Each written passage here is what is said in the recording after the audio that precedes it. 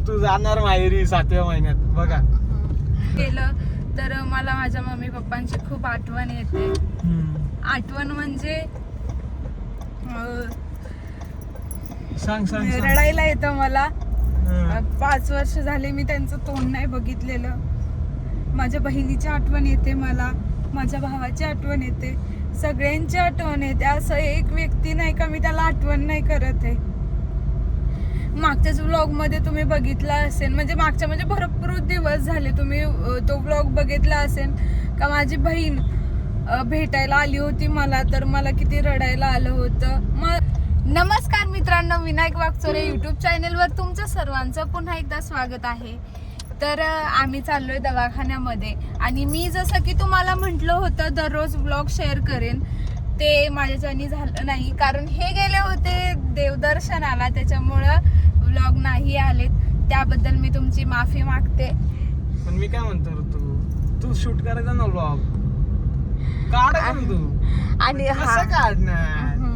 कसं काढणार तुझ्या मला मोबाईल अँड्रॉइड आहे ना. नाही, मला माझ्या नवऱ्याशिवाय जमतच नाही, म्हणून मला व्लॉग काढायला तुझा मोबाईल अँड्रॉइड आहे ना. आता समजा तू जर माहेरी गेली, ठीक आहे, तू जर माहेरी गेली समजा, तर मग तू तिथे जाऊन ब्लॉग काढणार नाही? सांग लवकर आता. काढेल ना. मग तेव्हा मग नवरा असतं रे त्याजवळ. मग तुम्ही जवळ तिथं काय राहणार बोलते तोपर्यंतच तू? मी तिथं राहणार. तसं म्हणायला अजून भरपूर टाइम आहे. भरपूर तर टाइम जायचं. आता तुम्ही- थोड्या दिवसानंतर जाणार रे तू माहेरी. गवसाव. गप बस तू आता. मला नको बोलायला लावू. मला हे सांगायचं आहे, सगळ्यांना भारी वाटलं. माझे मम्मी पप्पा माझ्यासोबत बोलायला लागले. खूप जास्त भारी वाटलं तुम्हाला. मला जेवढा आनंद झाला तेवढाच त्याच्या जास्त तुम्हाला आनंद झालेला आहे.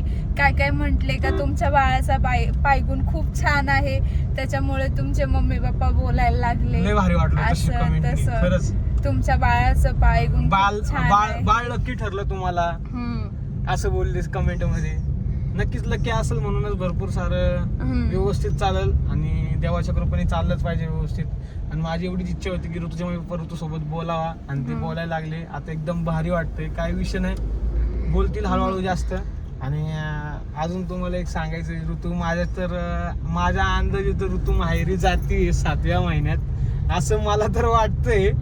काही विषय नाही, ऋतू जाणार माहेरी 7व्या महिन्यात बघा. नक्की मला विश्वास आहे. स्वतःला माहिती नाही मी जाणार आहे का नाही. हे स्वतःच गॅरंटी देऊ स्वतःच नाही, राहिले. बरोबर आहे. मला अंदाज येईल बाई, बोलण्यावरून समजतं मला. त्यात काही विषय नाही. जाऊ दे आता, काय बाकीचं आहे ना, नंतर बोलू आपण. तसं बोल म्हणायला तसं. गेलं तर मला माझ्या मम्मी पप्पांची खूप आठवण येते. आठवण म्हणजे सांग सांग सांग. रडायला येतं मला. हं. 5 वर्ष झाले मी त्यांचं तोंड नाही बघितलेलं. माझ्या बहिणीची आठवण येते मला, माझ्या भावाची आठवण येते, सगळ्यांची आठवण येते. असं एक व्यक्ती नाही का मी त्याला आठवण नाही करत आहे. मागच्याच व्लॉग मध्ये तुम्ही बघितला असेल, म्हणजे भरपूर दिवस झाले तुम्ही तो व्लॉग बघितला असेल का माझी बहीण भेटायला आली होती मला, तर मला किती रडायला आलं होतं. म्हणजे असं नाही, माझं सगळ्यांमध्ये जीव होता, भरपूर जीव होता. म्हणजे आहे, पण असं नाही का माझा जीव नाहीये हे ते. आणि ऋतूचं टोपण नाव आहे ना, तुम्ही सांगा कोणाला जर माहिती असेल ना, जर त्यांच्या गावाचं कोणी बघत असेल व्लॉग, तर ऋतूला तिकडं प्रेमाने काय बोलतात हे नक्कीच कमेंट मध्ये सांगा. मला सगळ्यात जास्त आठवण माझ्या मम्मी पप्पांची येते. मम्मीची जास्त येते कारण आता मला आता जाणवतंय का आई होणं खरंच सोपं नसतं. त्यासाठी खूप काही सोसायला लागतं.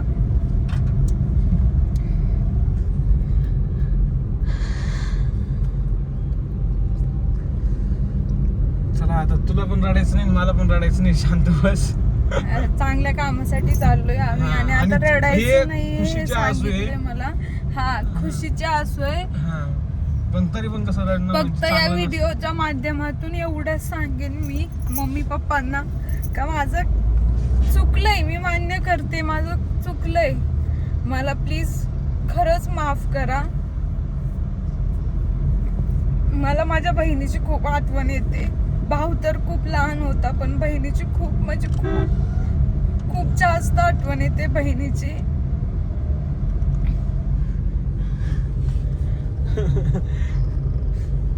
जाऊ दे गप्प बसलो तुझं. चला आता विषय चेंज. आम्ही चाललो दवाखान्यात.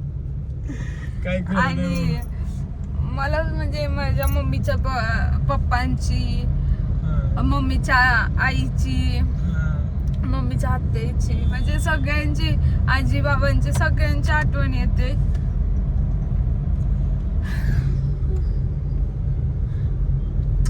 काय टेन्शन घेऊ नको तू. बोलतील अजून ते व्यवस्थित बोलतील, सगळं व्यवस्थित चालेल. मला तर तुला एवढंच सांगायचंय.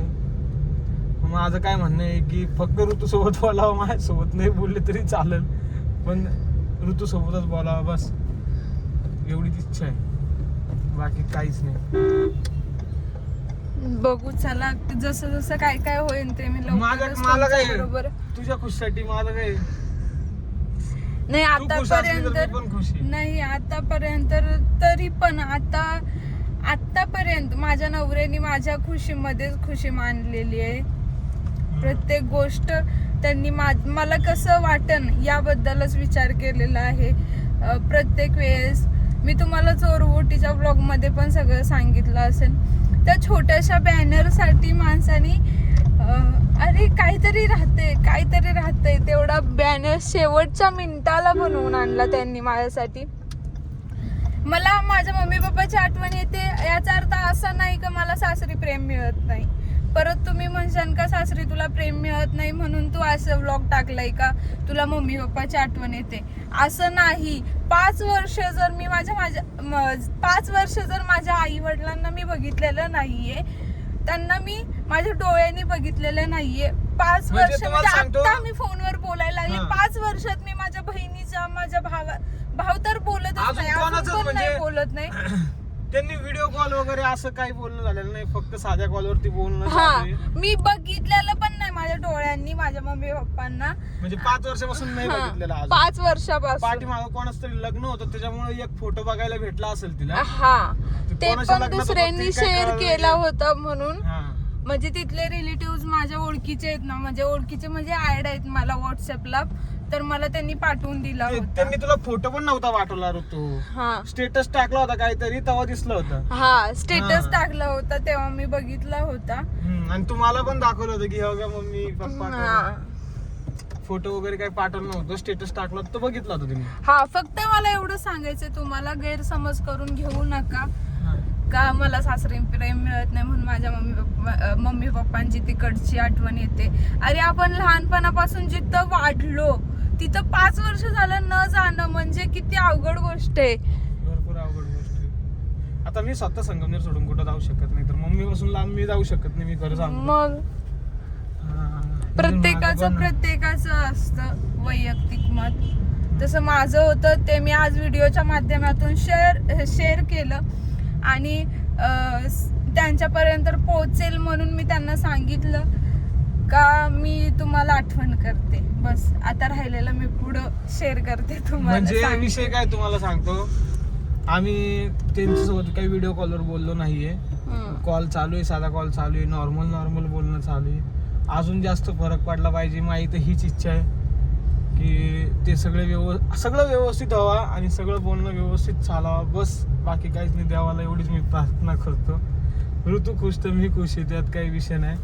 ठीक आहे, अशा प्रकारे मग आम्ही भेटू तुम्हाला परत. तर अशा प्रकारे आमचा दवाखाना वगैरे झालेला आहे. खूप टाइम झालेला आहे. आता आम्ही घरी चाललोय. 2-3 तास भरपूर वेळ निघून गेला. आता किती वाजले? 3:30. अशा प्रकारे एकदम व्यवस्थित दवाखाना झालाय, सगळं एकदम ओके. तुम्हाला आपला हा व्हिडिओ आवडला असेल तर लाईक करा, शेअर करा, कमेंट करा. बाकीचं ऋतू सांगेल तुम्हाला. चॅनलला सबस्क्राईब करा आणि बेल आयकॉन क्लिक करायला अजिबात विसरू नका. चला तर मग बाय.